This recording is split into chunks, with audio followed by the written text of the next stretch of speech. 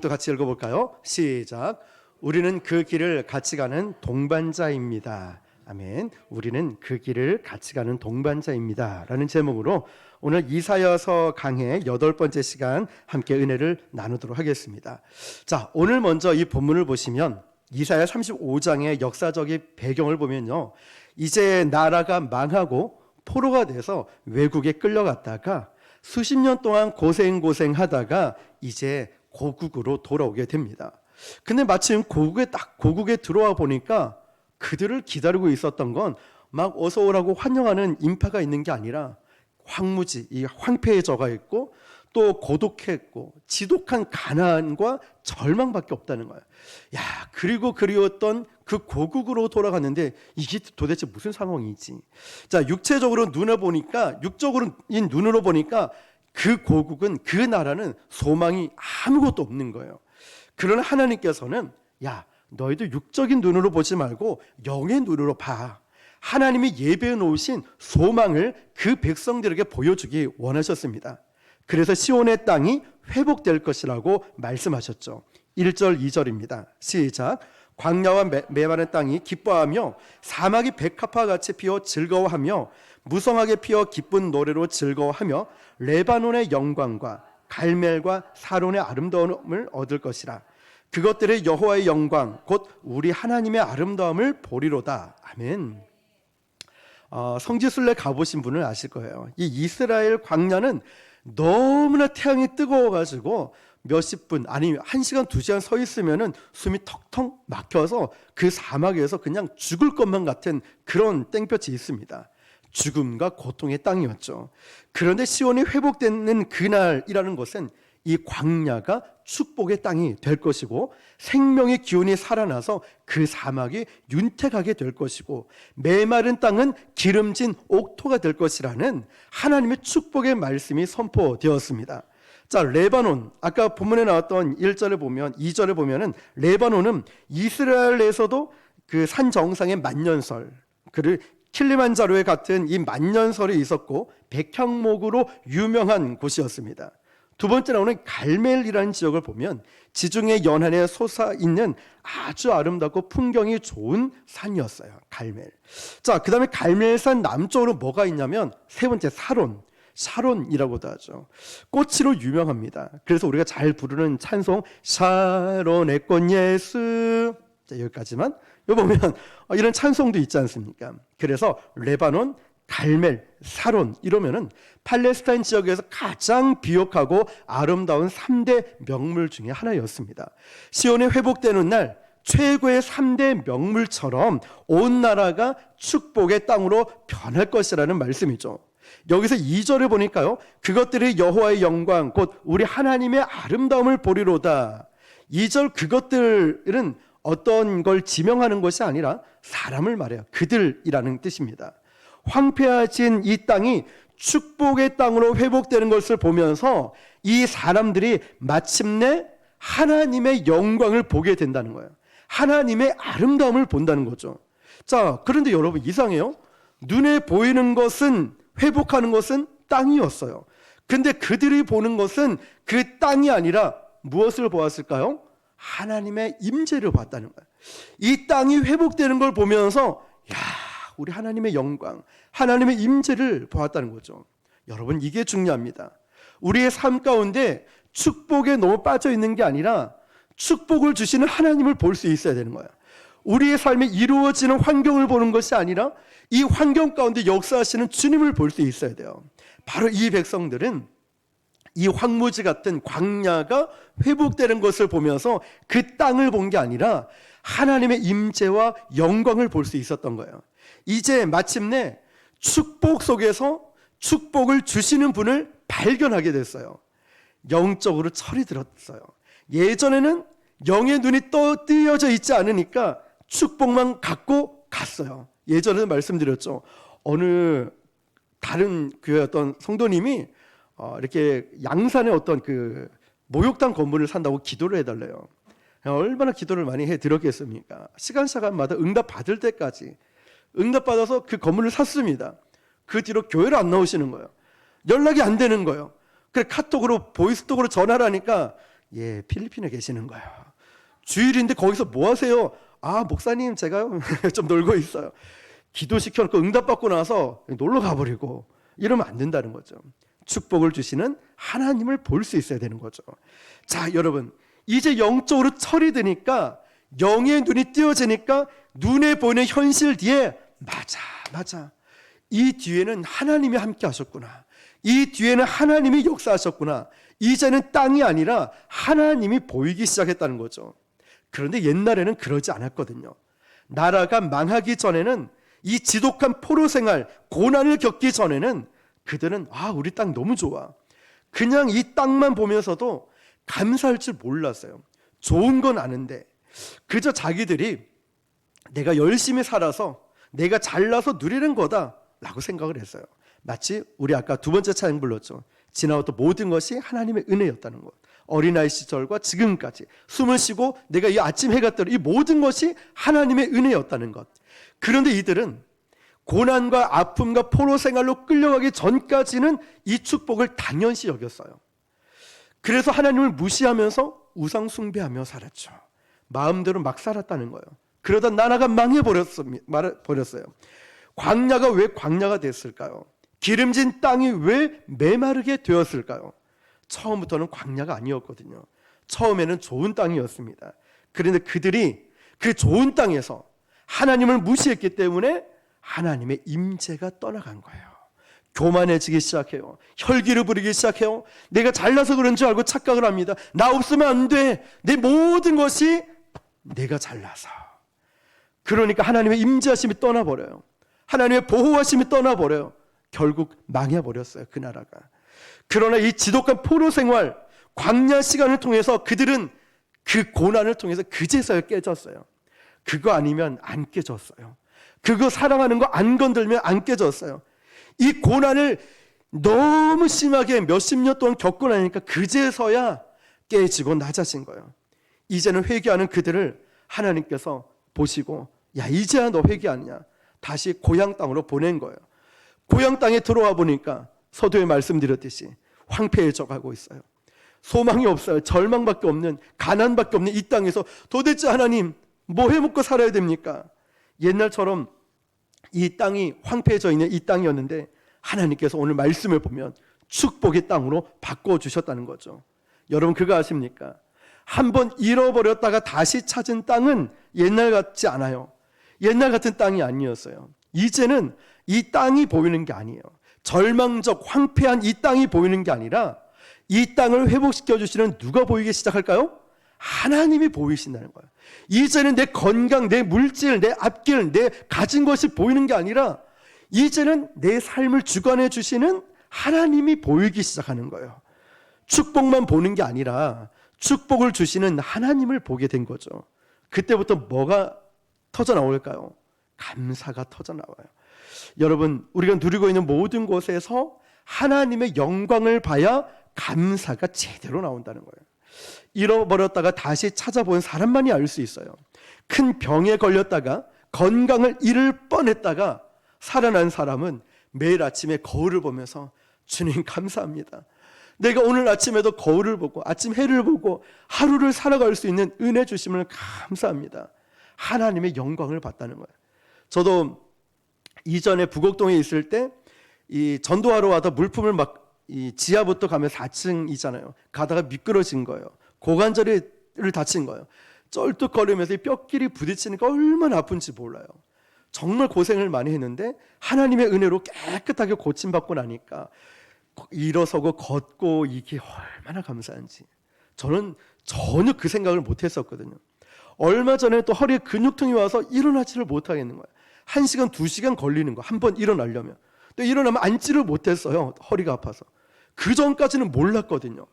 야, 이 허리 근육통 걸리니까 이렇게 아픈지를 몰랐습니다. 근데 낫고 나니까 내가 이렇게 서서 찬양을 하고 왔다 갔다 운전하고 이게 얼마나 귀한지 잃어버릴 뻔하고 회복하니까 이게 깨달아졌다는 거예요. 여러분, 아이를 잃어버렸다가 몇 주 만에 다시 찾은 그 아이의 이야기를, 어머니의 스토리를 들은 적이 있습니다. 매일 아침 이 건강하게 이 아이가 빵긋빵긋 웃는 걸 보면 하나님의 영광을 본다고 해요. 뿐만 아니라 사업이 완전히 망해졌다가 가진 거 다 잃어버렸다가 그나마 구멍가게라도 작은 거라도 다시 시작한 분은 이 작은 가게를 할 수 있다는 것과 매일매일 그래도 찾아오는 손님을 보면서 하나님의 영광을 보는 거야. 하나님 감사합니다. 이거라도 할 수 있고 건강을 주시고 우리 자녀들을 주시고 우리 또 이 자리에서 함께 예배할 수 있고 함께 찬양할 수 있고 함께 주님께 기도할 수 있고 우리 성도들과 함께 교회를 세워나간다는 게 얼마나 감사합니까? 얼마나 감사해요.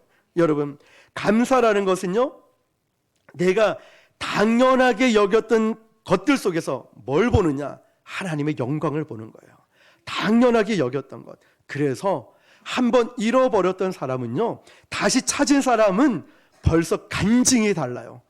예배가 다르고요, 감사가 달라요. 많은 것을 가져도 당연시 여겼던 사람은 불행합니다. 공허해요. 감사를 알지 못하니까. 그러나 작은 것에서도 하나님의 영광을 보는 사람은 은혜가 넘쳐나요. 오늘 인생 이 모든 축복 가운데 여러분의 인생 가운데 하나님의 영광을 발견할 수 있기를 축복합니다. 내가 이렇게 찬양하고 예배하고 기도하고 우리 가족들과 함께 신앙생활하고 또 좋은 교회 만나고 좋은 성도들 만나서 우리가 주님의 교회를 세워나갈 수 있다는 것이 하나님의 영광이고 모든 것이 감사의 제목임을 믿으시기를 축복합니다. 자, 여러분, 시온의 땅이 회복될 것이다. 이 말씀은요, 하나님께서 이제 시온의 백성들을 회복할 것을 말씀하셨어요. 3절 4절입니다. 시작. 너희는 약한 손을 강하게 하며 떨리는 무릎을 굳게 하며 겁내는 자들에게 이르기를 두려워하지 말라. 보라, 너희 하나님이 오사 보복하시며 갚아주실 것이라. 아멘. 우리 3절을 볼까요? 3절의 노란 글씨 첫 부분에 시작. 강하게 하며. 네, 아멘. 약한 손이 뭐냐면 이거예요. 너무 힘이 드니까 어깨에 힘이 쭉 빠져가지고 이렇게 걸어가는, 의욕이 없어요. 자신감도 없어요. 과거의 실패 때문에 이제는 일어날 힘이 없는 거예요. 손에 힘이 빠졌어요. 나는 이제 뭘 해도 안 돼. 나는 이제 할 자신도 없고 일어설 힘도 없어. 그 다음에 손은 무슨 뜻이냐면 일을 해내는 능력이에요. 뭐 손을 움직여야 무슨 일을 할 텐데 손에 힘이 빠져 있으니까 아무것도 할 수 없는 거예요. 하나님께서 우리의 이 무기력한 손에 하나님의 힘을 불어넣어 주길 원하십니다. 그래서 우리가 다시 힘을 얻어서 하나님의 일을 할 수 있다는 것이죠.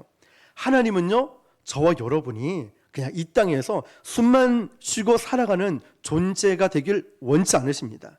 하나님은 저와 여러분이 하나님의 주시는 힘으로 그 힘과 능력으로 살아가길 원하십니다. 그 다음에 이어지는 말씀 보니까 떨리는 무릎을 굳게 하시며.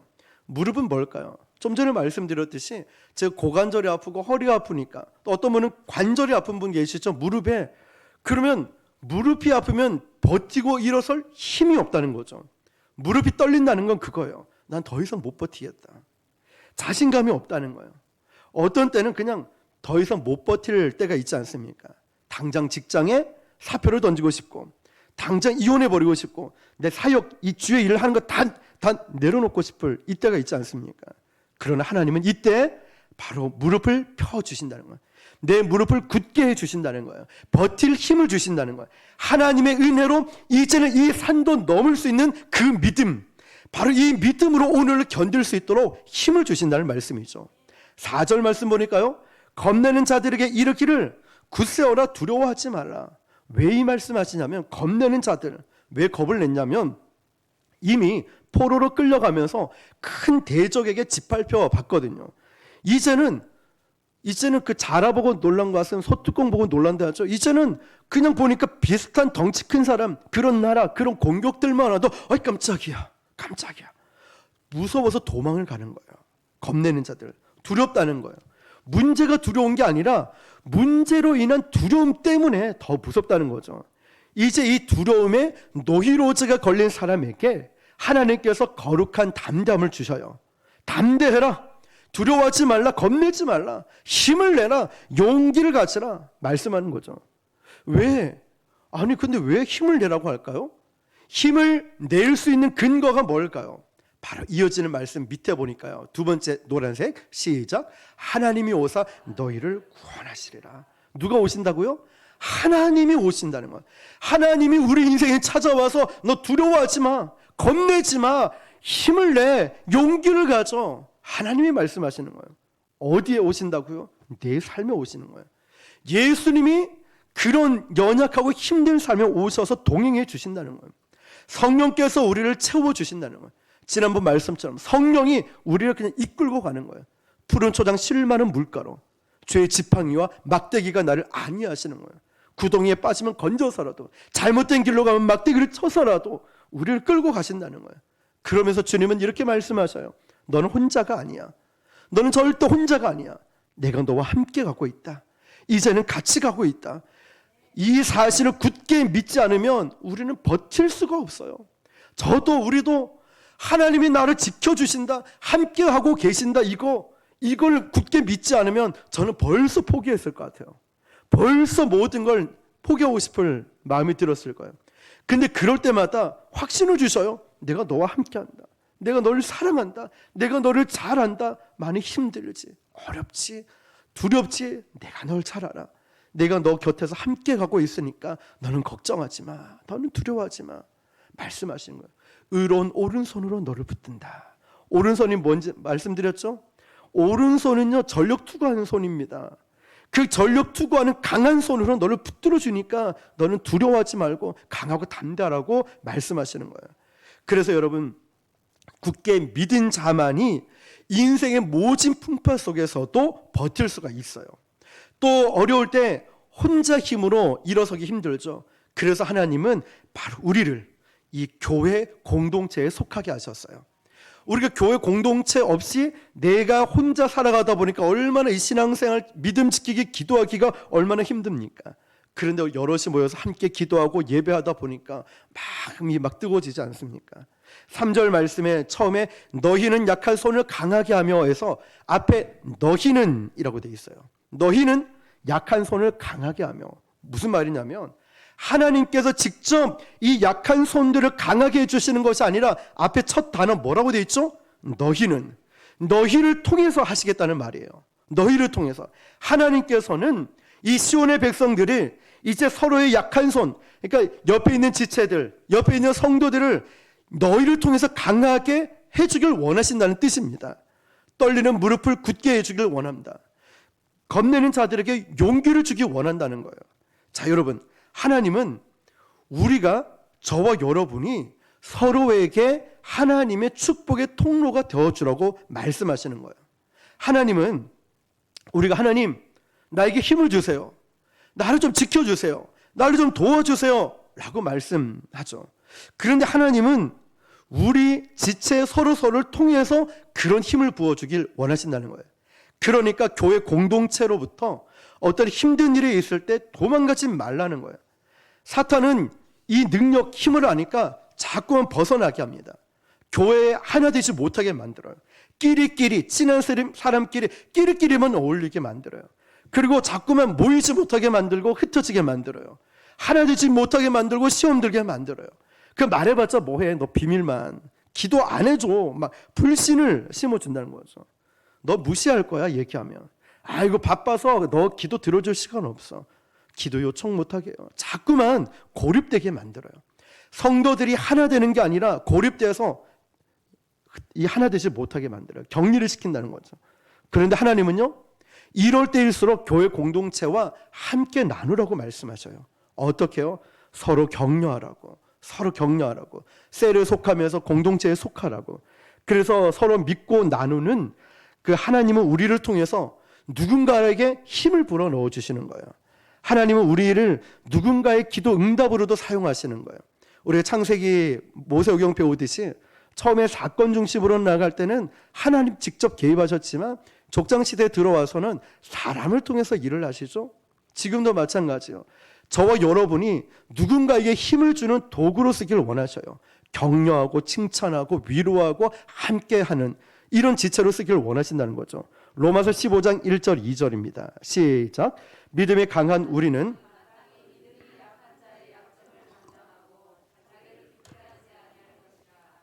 우리 각 사람이 하되 선을 이루고 덕을 세우도록 할지니라. 아멘. 믿음이 강한 자들은 지금 교회에서는 영적 지도자들을 말합니다. 목회자가 될 수 있고요, 장로님, 권사님, 또 집사님, 셀장님 다 될 수 있죠. 믿음이 강한 영적 지도자들은 내가 믿음이 강하다, 어떤 직분을 맡았다, 어깨를 세우면서 폼 잡는 자리가 아니고 성도들의 약점을 담당하는 자리라는 거예요. 영적 지도자는 성도들의 연약함. 믿음이 강한 지도자들이 앉아서 성도들의 약점을 흉보고 있으면 안 되는 거죠. 그 성도들의 약점을 우리가 커버하고 그렇게 보호하라고 우리를 영적 지도자로 세워준 거예요.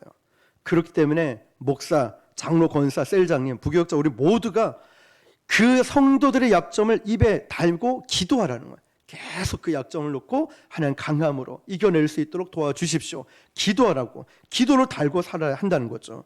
하나님이 그러라고 우리에게 영적 지도자로 세워주신 겁니다. 그런데 세상은요, 사람의 이 약점을 잡고 비판합니다. 공격합니다. 분열합니다. 그러나 하나님의 백성들은 서로의 약점을 담당하면서 위로하고 하나가 되어가는 것입니다.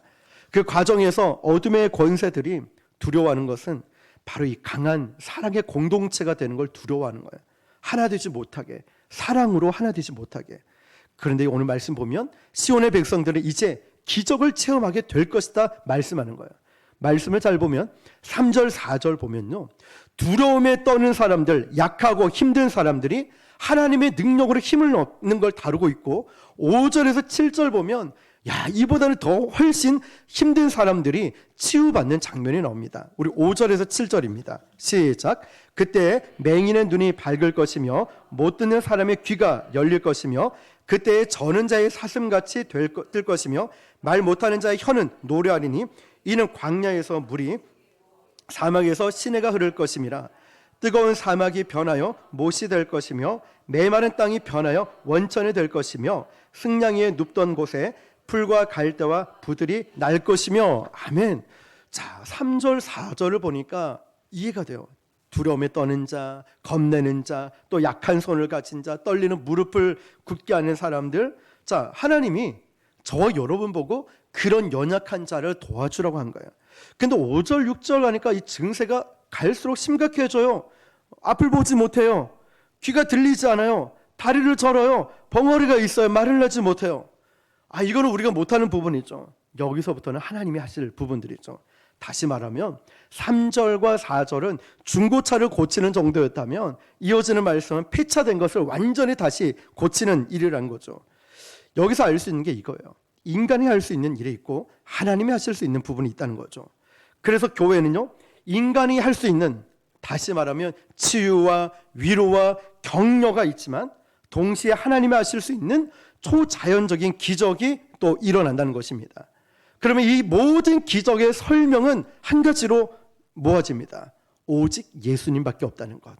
6절 말씀해 보니까요, 광야에서 물이 솟겠고 사막에서 시내가 흐를 것임이라. 광야에서 뭐가 솟아요? 사막에서는요, 시내가 흘러요. 물과 시내는 예수님을 상징합니다. 광야에서도, 광야라고 할지라도 예수님이 터치하면 거기는 축복의 땅이 되는 것이고, 광야 같은 사람도, 맹인도, 귀머거리도, 저는 자도, 벙어리도 예수님을 만나는 그 순간부터 살아난다는 것이죠. 예수님이 만지시기 때문에, 예수님이 다스리시기 때문에 예수님의 통치 안으로 우리가 들어가기만 하면 그 안에 기적이 폭발한다는 거예요. 예수님 안으로, 예수님의 만지심을 경험하면요. 우리 7절을 보니까요, 뜨거운 사막이 변하여 못이 될 것이며. 뜨거운 사막은요, 원어에 보니까 빛나는 모래라고 되어 있습니다. 뭐냐면 사막에 가면요, 이 나그네들이 착시 현상, 신기루가 많이 있거든요. 바로 뜨거운 사막은 신기루 이런 걸 말해요. 착시 현상. 그리고 못은 진짜 사막을 말하고 있어요. 이 나그네들이 목을 축일 수 있는데 문제는 이 뜨거운 사막, 빛나는 모래, 이게 신기루지 않습니까? 신기루 때문에 사람들이 자꾸 속아 넘어가는 거예요. 그런데 주님은 그 신기루를 싹 걷어가 버리고 하나님께서는 진짜 샘물을 주신다는 거예요. 세상은 끊임없이 우리에게 신기루로 유혹을 합니다. 신기루 같은 환상으로 우리를 속입니다. 돈만 벌면, 좋은 학교만 들어가면 명예만 가지면, 건강만 있으면 인생 모든 것이 다 뚫릴 거야. 해결될 거야. 이런 착시 현상에 우리를 사로잡아요. 신기루는 신기루일 뿐이에요. 착시 현상일 뿐이라니까요. 진짜 기적은 예수님을 만나는 데서부터 시작됩니다. 할렐루야. 진짜 우리의 신앙은 예수님을 만나는 데부터, 진짜 교인, 진짜 성도, 진짜 직분자, 진짜 목사는 예수님을 만나는 데부터 시작됩니다. 할렐루야. 그래서 오늘 우리가 이 예배를 드릴 때마다 다른 게 중요한 게 아니라 예수님을 만나야 되는 거예요. 예수님을 인격적으로 체험해야 되는 것입니다. 5절 첫 부분을 보니까 그때라고 시작합니다. 예수님이 임하시는 때가 있다는 거예요. 하나님이 내게 임하시는 때가 있어요. 이 때가 되기 전까지는 아무리 노력해도 안 되는 거예요. 겨울이 지나고 봄이 지나고 때가 와야 이 씨를 뿌려서 가을에 열매를 맺게 되는 거죠. 다시 말하면 하나님의 때가 있다는 거예요. 우리는 하나님의 때를 보며 기도하면서 믿음으로 기다립니다. 하나님이 우리에게 임하시는 때가 있어요. 이 때는 더디고 굉장히 답답하게 여겨져요. 왜 빨리 응답이 없지? 왜 빨리 변화가 없지? 왜 빨리 능력이 안 주어지지? 왜 빨리 고침이 없지? 왜 빨리 해결이 안 되지? 빨리. 자꾸만 내 기준에서 뭔가를 자꾸 원하고 있어요. 그런데 여러분, 우리는 굉장히 답답하지만 하나님의 타이밍은 정확합니다. 예를 들면 우리가 서커스 공연 옛날에 보러 가면은 그 공중 그네 타기가 있습니다. 여기서 막 공중에서 왔다 갔다 하고 저기서 막 왔다 갔다 하죠. 공중에서 그네 타기 하는데 사람들이 보기만 해도 막 다리가 떨리는데 와. 자, 저기서 날라올 때 여기서 날라오는 타이밍, 시간, 이 모든 게 정확해야 여기서 던졌을 때 여기 손을, 이 그네를 잡을 수 있다는 거예요. 정확한 타이밍에 딱 맞아야 된다는 거죠. 너무 빨라도 안 되고 너무 늦어도 안 돼요. 정확한 타이밍이 필요하다는 거예요. 하나님은 정확하게 이걸 보내주신다는 거예요. 그러므로 우리는 끝까지 변함없이 하나님을 신뢰하고 의지해야 됩니다. 때가 되면 정확하게 주님이 우리에게 임하십니다. 그러면서 광야 같은 여러분의 삶, 광야 같은 힘든 관계, 광야 같은 이 어려움을 우리 주님이 회복시켜주기 시작하십니다. 1절에서 7절까지 보니까 한때 모든 것을 잃었던 하나님의 백성들과 이제 그 땅들이 어떻게 기적같이 회복되는가를 보여줬습니다. 근데 8절에서 10절 보니까 이제는 구원받은 하나님의 백성들이 어떻게 시온으로 본격적으로 돌아오게 되는가를 다루고 있어요. 우리 8절에서 10절을요 같이요, 시작. 거기에 대로가 있어 그 길을 거룩한 길이라 일컫는 바 되리니 깨끗하지 못한 자는 지나가지 못하겠고 오직 구속함을 입은 자들을 위하여 있게 될 것이라. 우매한 행위는 그 길로 다니지 못할 것이며 거기에는 사자가 없고 그리로 올라가지 못하므로 그것을 만나지 못하겠고 오직 구속함을 받은 자만 그리로 행할 것이며 여호와의 속량함을 받은 자들이 돌아오되 노래하며 시온에 이르러 그들의 머리 위에 영영한 희락을 띠고 즐거움을 얻으리니 슬픔과 탄식이 사라지리로다. 아멘. 자, 8절 첫 부분 보니까요, 거기에 대로가 있다라고 했어요. 광야에서 길을 헤매고 있던 자, 이 여행자들에게 대로, 큰 길은요 얼마나 큰 소망이 되는지 몰라요. 사막에도 길이 있습니다. 킹스 하이웨이라고 있는데 당시 카라반들이 다녔던 그 크고 단단한 길이었습니다. 그 길만 따라가면 거기에 오아시스도 있고 거기에 여관도 있고 상인들이 많이 지나다니기 때문에 도움도 받을 수 있고 살 수 있었습니다. 그런데 광야를 지날 때 가장 반가운 기적이 다른 게 아니라 큰 길을 찾는 거였어요. 저도 얼마 전에 사상에 있는 어떤 교회에 방문할 일이 있었습니다. 그쪽 길은 초행길이라 내비게이션을 켜고 가는데 어디가 길인지 알지를 못하겠는 거예요. 한국에도 이런 광야 같은 길이 있어요. 골목길이죠. 골목길로 어떻게 하다가 들어오게 됐는데 이 골목길이 교회 차는 크지 골목은 갈수록 좁아지지. 그런데 내비게이션이 이렇게 아주 아름다운 목소리로 외칩니다. 목적지에 도착했습니다. 안내를 종료합니다. 나는 지금 어디가 어딘지를 모르겠는데 야는 끝났다고 벌써 종료를 해버렸으니 제가 얼마나 답답할까요? 난 지금 네가 필요한데 좀 다시 나오면 안 되겠니? 아무리 불러도 대답을 하지 않아요. 골목길을 헤매다가 더 좁아져서 마치 커브길인데 이 차가 크다 보니까 각이 나오지 않는 거예요. 한 10번 20번은 내려서 보고 다행히도 운전 실력이 좋아가지고 잘 넘어왔습니다. 딱 꺾어서 오자마자 제일 반가운 길이 있었어요. 큰 도로가 나오는 거예요.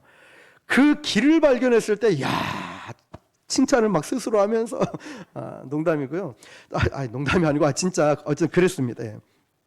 자, 그런데 요즘도 그런 헤매는 그런 나그네 같은 길이 있다는 거죠. 근데 큰 길을 만났다. 제대로 된 길을 만났다. 제대로 된 배우자, 제대로 된 직장, 제대로 된 사람, 제대로 된 교회를 만났다. 내 인생길에 그 제대로 된 큰 길을 만났다. 얼마나 기쁠까요? 우리 인생길이 피곤한 이유는 다른 게 아니에요. 멀어서 피곤한 게 아니라 길을 모르기 때문에 그래요. 바로 예수님을 모를 때 우리는 방황하는 사람들이었어요. 어디로 가야 될지 뭘 해야 될지 주님은 말씀하시죠. 내가 곧 길이요 진리요 생명이니 나로 말미암지 않고는 아버지께로 올 자가 없느니라. 주님은 길이라고 말씀하셨어요. 우리에게 그 길을 보여주세요. 그러면서 그 길을 따라오라고 말씀하시는 거예요. 우리는 그 주님만 보고 가니까 마음의 평안함을 얻는 거예요. 여러분, 예수님의 길이 되시기 때문에 우리가 절망과 힘들고 어려운 일이 있다 할지라도 그 거룩한 길을 가니까 주님의 그 보혈로 씻음을 받고 평안하게 갈 수 있다는 거예요. 근데 여러분, 이 길은 아무나 갈 수 있는 길이 아니에요. 거룩한 길이라고 했어요. 캄캄한 밤에 행할지라도 주께서 나의 길 되시고, 찬양을 부르잖아요. 캄캄한 밤에 다닐지라도 주께서 나의 길 되시고. 주님이 캄캄한 밤의 길, 우리 인생의 길이 되어 주시니까 우리 마음이 얼마나 평안함이 넘치는지 몰라요. 거룩한 길은요, 예수님의 십자가 보혈로 거룩해진 사람만 갈 수 있는 길이에요. 착한 사람이 가는 길이 아니에요. 우리가 똑똑한 사람이 가는 길 아니에요. 돈 많은 사람이 그 길을 가는 게 아니에요. 믿음으로 의롭게 된 사람, 하나님의 자녀가 된 사람만이 그 길을 걸어갈 수 있는 거예요. 세상 사람들은 예수 믿는 사람이 이해가 안 된다고 말합니다. 어떻게 그 길을 가냐고. 술, 담배 안 하고 맨정신으로 남자와 대화가 가능하냐, 이런 사람도 있고요. 어떤 사람은 돈 투자에 시간 투자해서 여름 휴가를 어떻게 외국에 그 오지에 선교하러 가냐 말해요. 어떤 사람은 주말에 그 황금 같은 연휴에 성경 공부하러 갈 수 있느냐, 이런 말도 합니다. 또 물어보죠. 아니, 어떻게 저 인간 이 원수를 사랑할 수 있냐, 어떻게 그런 길이 난 이해가 안 된다, 세상은 말합니다. 여러분, 그러나 성령의 눈으로 보지 않고는 이 길은 이해할 수가 없어요. 저와 여러분이 그 길을 같이 가는 동반자라는 거예요. 그 길을 9절에 보니까요, 거기에는 사자가 없고 사나운 짐승이 그리로 올라가지 아니하므로, 다시 말하면 그곳은 마귀들의 영적 공격으로부터 하나님이 지켜주신다는 거예요. 마귀들을 공격해 옵니다. 괴로워요, 힘들어요. 그렇지만 죽지 않아요. 왜 그럴까요? 하나님이 우리를 지켜주시기 때문에. 하나님은 우리 교회를 지켜주시고 저와 여러분을 지켜주시기 때문에 그래요. 다른 사람은 몰라도 우리 하나님은 하나님의 자녀만큼은 철저하게 지켜주십니다. 여러분이 기도하면서 고난을 뚫고 가면 하나님이 함께 하시는 거예요. 우리 하나님의 자녀이기 때문에. 우리 인생 모든 가는 길들이 광야 같습니다. 사막같이 힘든 인생이지만 하나님의 자녀가 가는 이 인생길에 하나님은 그 사막 광야 같은 길에 거룩한 길을 내어주십니다.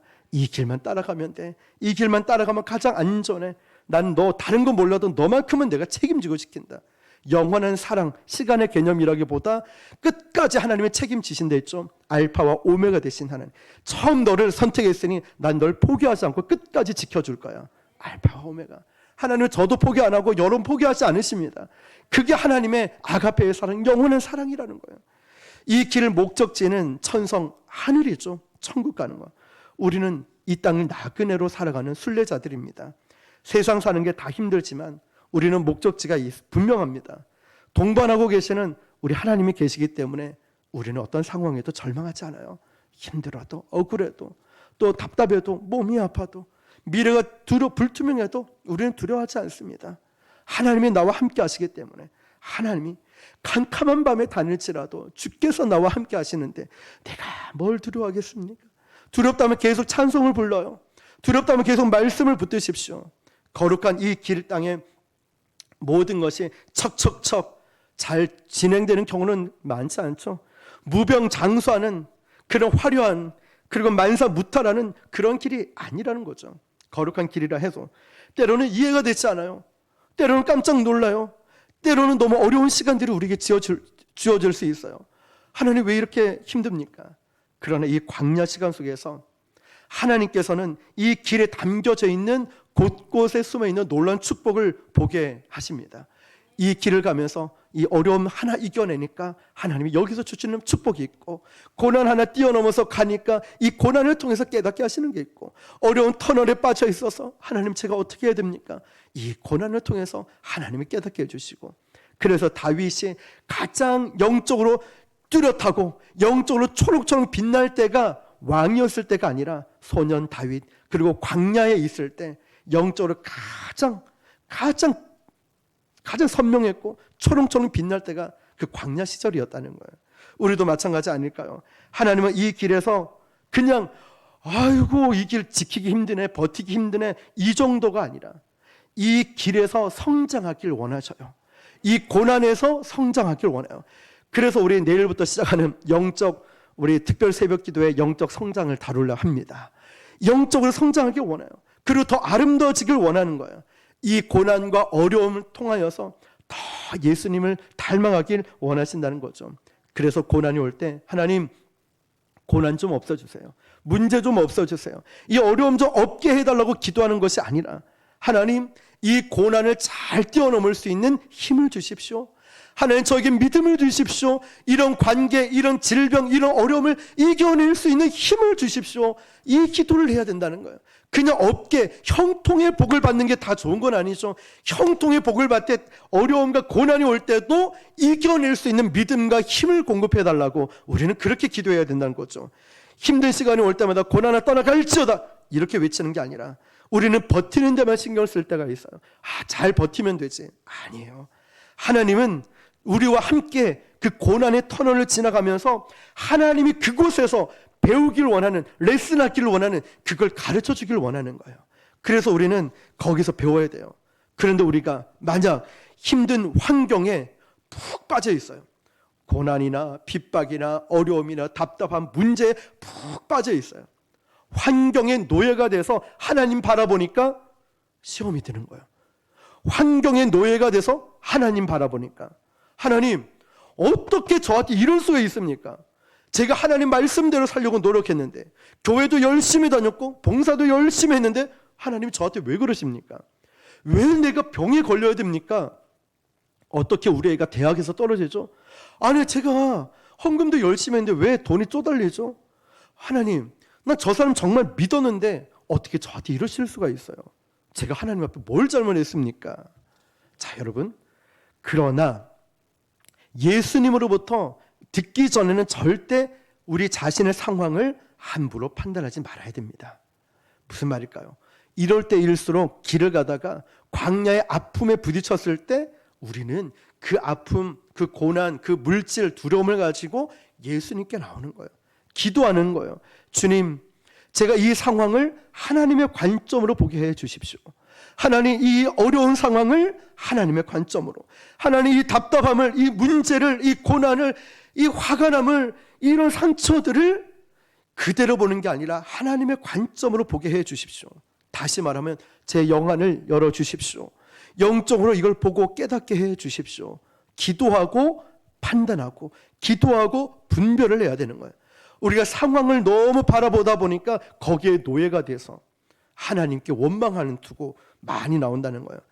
우리가 그 문제를 가지고 하나님께 나와서 기도하니까, 잠잠하게 주를 바라보니까, 계속해서 하나님의 임재 가운데 기도하다 보니까 성령께서 말씀으로 우리에게 역사하실 때가 있고, 찬양을 통해서 기도하면서 우리 마음을 터치하시는, 만지심을 경험할 수 있어요. 그래서 우리의 환경을 하나님의 관점으로 이해할 수 있도록 도와준다는 거예요. 그래서 그렇구나. 그래서 그렇구나.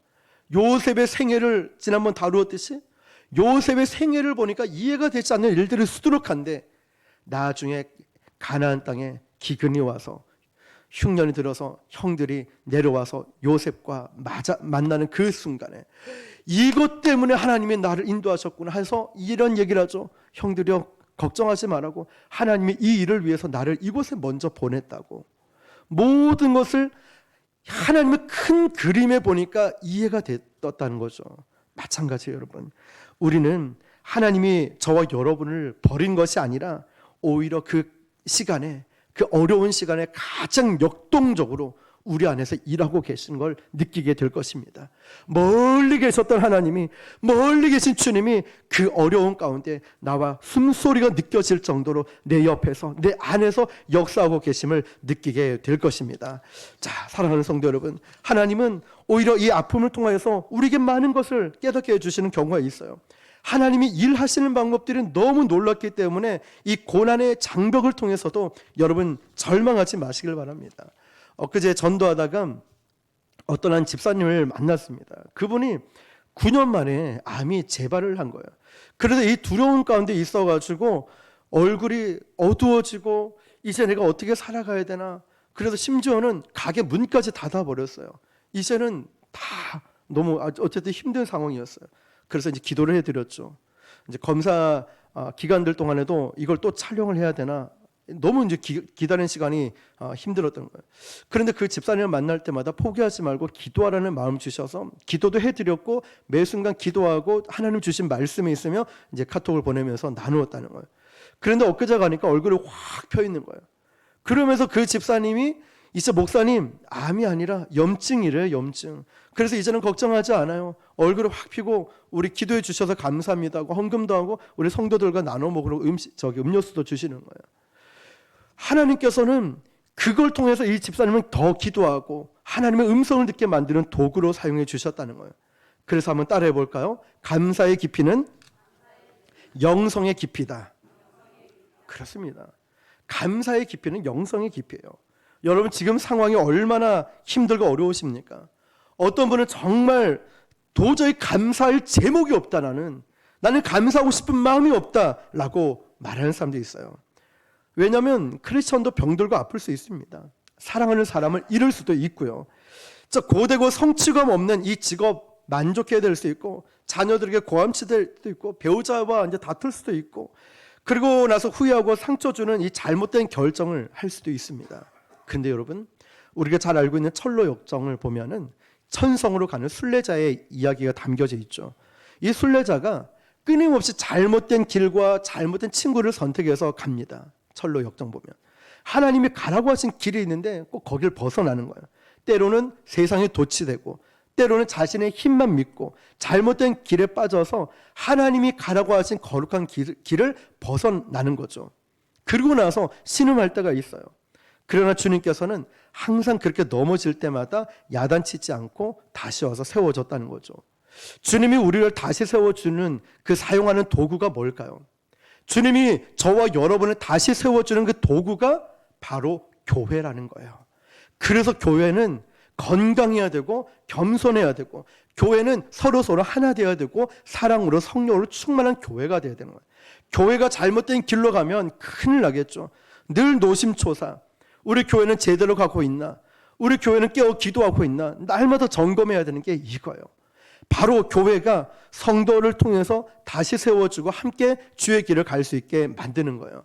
그래서 저는 말씀을 준비하면서도 끊임없이 생각을 해봅니다. 교회가 뭘까? 어떤 교회가 되어야 할까? 교회는 바로 거룩한 길을 함께 가는 순례자의 공동체라는 거죠. 누가 날 좀 도와줬으면 좋겠어 라고 생각할 때가 있어요. 바로 그 사람이 바로 옆에 있는 성도들이란 거예요. 누가 저 사람 좀 도와줘야 되는데 옆에 있는 지체가 바로 도와줘야 될 우리 공동체 한 성도라는 거예요. 그 옆에 있는 한 분 한 분이 얼마나 귀한지 모릅니다. 하나님께서는 우리가 이 멀고 험한 길을 가는 동안에 서로 외롭지 않도록 격려하는 저와 여러분들의 동반자가 되길 원하십니다. 우리가 서로 약한 손을 강하게 해주고 떨리는 무릎을 굳게 만들어주고 우리가 할 수 있는 서로 겁내하고 있을 때 두려워하지 말라고 격려하고 위로해 줄 수 있는 게 필요한 거예요. 우리가 작은 예수가 되어야 돼요. 우리 교회가 바로 그런 교회가 되어야 하는 거죠. 그러기 위해서는 우리가 열심히 달려왔던 그 길을 잠시 조금 멈추고 아니면 천천히 가면서 숨을 좀 멈추고 서로의 아픔을 좀 헤아려 볼 필요가 있어요. 때로는 우리가 교회를 세워나가다 보면 충돌할 수 있어요. 이해가 되지 않을 수도 있어요. 그런데 우리가 이해하지 못하는 건 머리로 이해하려고 했기 때문에 그래요. 가슴으로, 마음으로 이해하지 않기 때문에 그런 거예요. 아내는 남편을 이해하지 못한다. 남편은 아내를 이해하지 못하겠다. 그건 머리로 이해하려고 했기 때문이죠. 마음으로 사랑하지 않기 때문에. 내 아픔만 생각하고 다른 지체의 아픔에는 무감각했던 적이 있다는 거예요. 우리는 저부터가 그 부분을 돌아봐야 할 거예요. 한 번 더 우리 성도들의 아픔을 헤아려 볼 수 있는, 그리고 성도가 힘든 지체들을 잊지 않은지 말이죠. 우리는 너무나 당연시 여겼던 축복들, 특별히 우리 교회 안의 형제 자매들에게, 성도들에게 너무 무덤덤하게 했던 건 아닌지, 어떤 성도가 힘들어하고 있는지, 고통의 밤을 지내고 있는 건 아닌지 돌아볼 필요가 있다는 거죠. 저는 우리 교회 부교육자분들이 가장 저에 가까이 있는 편인데, 때로는 일은 열심히 하지만 이런 마음을 헤아려 보지는 않았는가. 또 우리 리더들, 우리 교사, 또 우리 부장 집사님, 우리 셀 리더, 부셀 리더, 어쨌든 섬기는 모든 성도들을 너무 일에 바빠서 이렇게 그 상황을 이해하지 못한 건 아닌가, 제 자신을 한번 돌아보게 되었다는 거죠. 우리 한번 앞뒤 좌우를 보면서 이렇게 한번 축복을 합시다. 당신 때문에 힘이 납니다. 주님의 이름으로 사랑합니다. 위로합니다. 네, 격려합니다. 맞아요. 여러분, 우리가 하나님께 감사하면서 이렇게 서로가 동반자가 되어서 한번 고맙습니다, 사랑합니다, 수고 많다고 격려하는 이런 축복된 공동체가 되길 바랍니다. 광야길을 가다가 쓰러질 수도 있어요. 그런데 다시 일어설 수 있는 건 바로 너희가 약한 손을 잡아주고 떨리는 무릎을 잡아주는 우리가 해야 될 부분이 있다는 거예요. 그리고 기적적인 역사는 하나님이 하실 부분이라는 거죠. 저와 여러분이 있기 때문에 우리가 부곡 순복음 교회라는 교회 공동체가 된 것이고, 하나님께서 우리의 순수한 믿음과 기도와 열정을 보고 하나님은 우리 교회를 건강한 교회로, 이 땅의 모델이 되는 교회로 세워주실 것입니다. 그 가는 가운데 우리가 중간중간 점검해 볼 필요가 있어요. 우리 성도를 격려하고 위로하는 모습들과 또 우리 주님이 가라고 하신 그 길을 잘 걸어가고 있는지부터. 그래서 오늘 예배 끝나고 갈 때도 한마디 말씀을 하시더라도 수고 많다고, 너무 고생 많다고, 고맙습니다, 감사합니다, 격려의 말을 통해서 우리 서로가 함께 믿음의 동력자로 이 길을 걸어갈 수 있길 바라고, 오직 그곳에서 하나님의 영광만 드러나는 저와 여러분의 인생이 되기를 주님의 이름으로 축원합니다. 우리 이 시간 함께 기도하겠습니다.